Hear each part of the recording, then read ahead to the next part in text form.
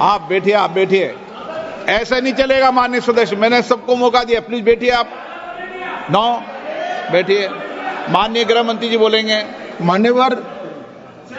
माननीय सदस्य ने जो पॉइंट ऑफ ऑर्डर उठाया है, मैं इसके हार्द को सदन के सामने रखना चाहता हूं। भारत सरकार की कैबिनेट ने इस बारे में एक बिल अप्रूव कर सदन के सामने रखा। आपके द्वारा ये बिल जॉइंट पार्लियामेंट्री कमेटी को दिया गया, जिसका विपक्ष का भी बड़ा आग्रह था। कमेटी ने इस पर सुविचारित रूप से अपना मत प्रकट किया। वो जो मत प्रकट हुआ, वो मत फिर से कैबिनेट के सामने गया। कमेटी के जो सुझाव थे, ये भारत सरकार की कैबिनेट ने स्वीकार किए और अमेंडमेंट के रूप में किरण रिजिजू जी लेकर आए। ये तभी होता है जब ये ऑफिशियल अमेंडमेंट कैबिनेट की अनुमोदन के बगैर आता है। मान्यवर, मैं नहीं मानता इसमें कोई पॉइंट ऑफ ऑर्डर है, और आपका ही आग्रह था कि कमेटी जॉइंट पार्लियामेंट्री कमेटी बने। अगर कमेटी ने कोई बदलाव ही नहीं करने हैं तो ये कांग्रेस जैसी कमेटियां नहीं, हमारी लोकतांत्रिक कमेटी है मान्यवर, जो दिमाग चलाती है। कांग्रेस के जमाने में कमेटियां होती थी जो थप्पा लगाती थी। हमारी कमेटी चर्चा करती है, चर्चा के आधार पर विचार करती है और परिवर्तन करती है। अगर परिवर्तन को स्वीकार ही नहीं करना है तो कमेटी काहे को लिए है भाई?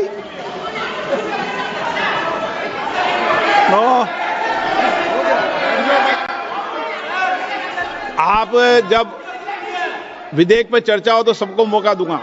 अभी 0 ओवर पर माननीय मैं इस पर अपनी व्यवस्था देता हूं। माननीय सदस्यगण श्री एन.के. प्रेमचंद्रन जी ने जो प्रश्न उठाया है, वक्फ संशोधन विधेयक 2025 पर संयुक्त समिति में विधेयक कुछ खंड जोड़ दिए गए जो विधेयक के दायरे से बाहर हैं। इस विषय पर मैं माननीय सदस्यों का ध्यान कौल और सकदर द्वारा रचित संसदीय पद्धति और प्रक्रिया की ओर आकर्षित करना चाहता हूं कि संयुक्त समिति की किसी भी विधेयक में संशोधन करने की शक्तियां बड़ी व्यापक और विस्तृत है।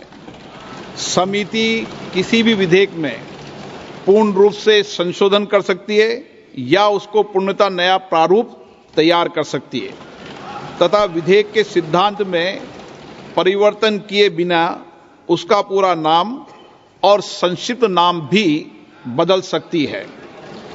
इस प्रकार समिति किसी विधेयक में नए उपबंध सम्मिलित कर सकती है तथा विधेयक की व्याप्ति की समिति कर सकती है।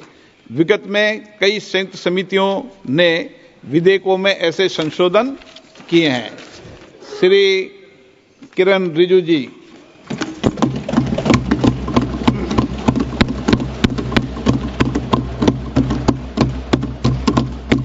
Honorable Speaker, sir, I rise to move the motion for consideration of the Waqf Amendment Bill 2025 and Mussalman Waqf Repeal Bill 2024.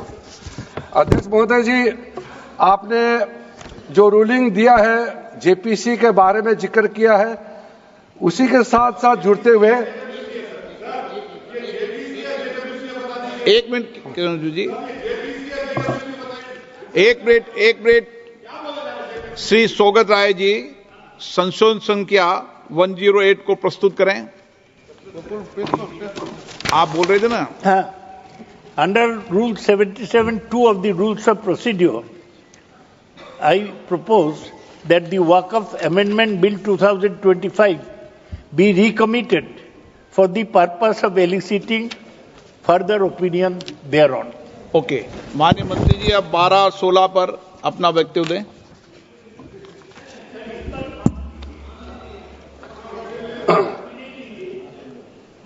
आपका जो जब मैं ओपनिंग करूंगा उसका भी जवाब आएगा और बाकी अमेंडमेंट तो आखिरी में आता ही है।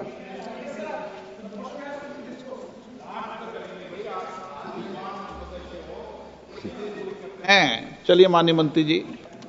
माननीय अध्यक्ष महोदय, हम सबको बहुत डिटेल में जाने का भी आवश्यकता नहीं है। कमेटी के बारे में उसका जिक्र काफी हो चुके हैं, लेकिन मैं इतना कहना चाहता हूं कि जो कमेटी इस बार दोनों सदन लोकसभा राज्यसभा मिला करके ज्वाइंट कमेटी में वक्फ अमेंडमेंट बिल पे जो चर्चा हुई है, आज तक भारत के संसदीय इतिहास में इतना व्यापक रूप से चर्चा, कंसल्टेशन और समय कभी नहीं दिया है।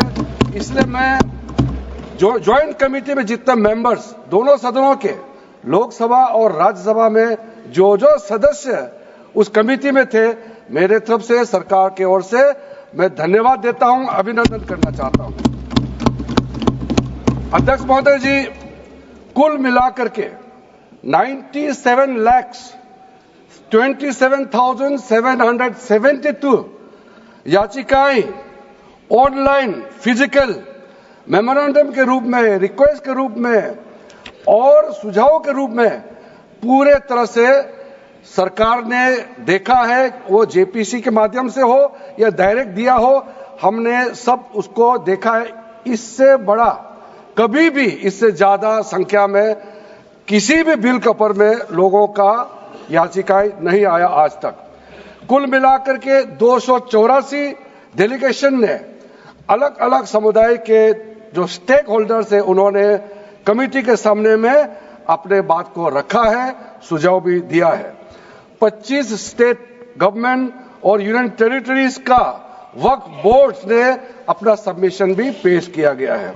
इसके अतिरिक्त कई लीगल लुमिनरीज, विद्वान लोग हैं हमारे समाज में, कम्युनिटी लीडर्स हैं, अलग अलग धार्मिक संस्थाओं का प्रतिनिधि, charitable organisation, civil society, academicians, researchers, policy makers, सब ने इस कमेटी के सामने में पेशकश किया है।